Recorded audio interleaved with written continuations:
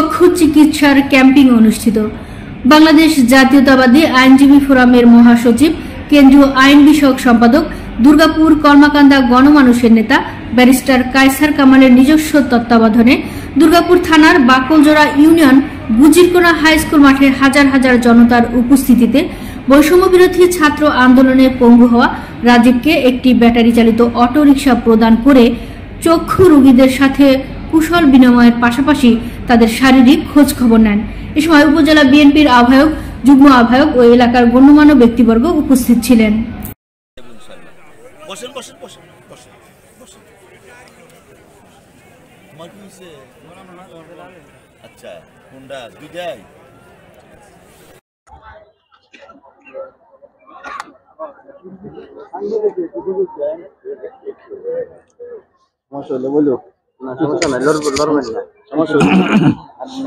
দুইটা separate news করেন, এইটা আর ওইটা আলাদা। হ্যাঁ, ওইটা আলাদা। আজকের এখানে চিকিৎসা সেবা কতজনকে দেওয়া হচ্ছে এবং উদ্দেশ্যটা কি? এই পর্যন্ত টোটাল স্থানীয় অপারেশন করেছেন অনেক লোককে, কি বলবেন? আসলে উদ্দেশ্য একটাই, মানব সেবা। আমাদের পার্টির ভারপ্রাপ্ত চেয়ারম্যান জনাব তারেক রহমান সাহেব একটা নির্দেশনা দিয়েছেন, বিএনপি জনগণের দল, জনগণের কল্যাণে বিএনপি এবং আত্মমানবতার সেবায় বিএনপি।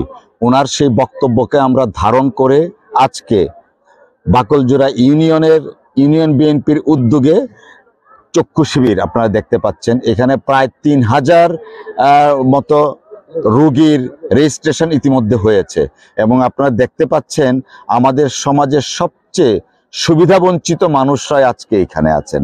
বিশেষ করে আমাদের মা বোনেরা, নারীদের অংশগ্রহণ, মহিলারাই এখানে সবচেয়ে বেশি। কারণটা কি? কারণটা হচ্ছে কি, এমনিতেই আমাদের এই সমাজ ব্যবস্থা পিছিয়ে আছে দুর্গাপুর কর্মাকান্দা। এর মধ্যে আমাদের মা বোন নারীরা আরো বেশি পিছিয়ে আছে।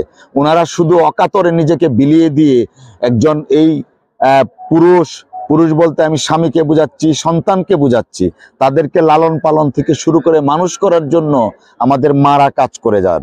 যে কারণেই তারা কিন্তু অনেক দুঃখ, কষ্ট, বেদনাকে বুকে রেখে সংসারের জন্য অকাতরে নিজেদেরকে বিলিয়ে দেন। আমি আমার মাকে দেখেছি, আমার বোনকে দেখছি, প্রত্যেকের ক্ষেত্রে কিন্তু এইটা। তো আমরা এই জায়গায় আসলে কোনো ধরনের উদ্দেশ্য নাই, উদ্দেশ্য একটাই, মানবতার সেবা। দেশনেত্রী বেগম খালেদা জিয়ার নির্দেশে বিএনপির ভারপ্রাপ্ত চেয়ারম্যান জনাব তারেক রহমান সাহেবের সার্বিক তত্ত্বাবধানে এই দুর্গাপুর কলমাকান্দা, ইতিমধ্যে আপনারা জানেন কলমাকান্দায় একটা চক্ষু শিবিরের আয়োজন করেছি, যেখানে কয়েক শত রোগী ইতিমধ্যে অপারেশনও সাকসেসফুলি করা হয়েছে এবং মেডিকেল ক্যাম্পেরও আয়োজন করা হয়েছে। নাজিরপুরে করেছি, আমরা গাঁওকান্দা ভাদুয়াতে করেছি, তারপরে এরকম কয়েক জায়গায় হচ্ছে এবং আমরা এই মানবতার সেবায় যে কাজটা, সেটা অব্যাহত থাকবে ইনশাল্লাহ। আমরা মনে করি দেশের মানুষ, বিএনপি হচ্ছে দেশের দল, জনগণের দল। দেশের মানুষের সেবা করাই হচ্ছে বিএনপির ধর্ম এবং আমাদের নেতৃত্বের নির্দেশনা অলওয়েজ মানুষের পাশে দাঁড়ানো। আমরা দলগতভাবে আমরা মানুষের পাশে আছি এবং সেটা অব্যাহত থাকবে ইনশাল্লাহ।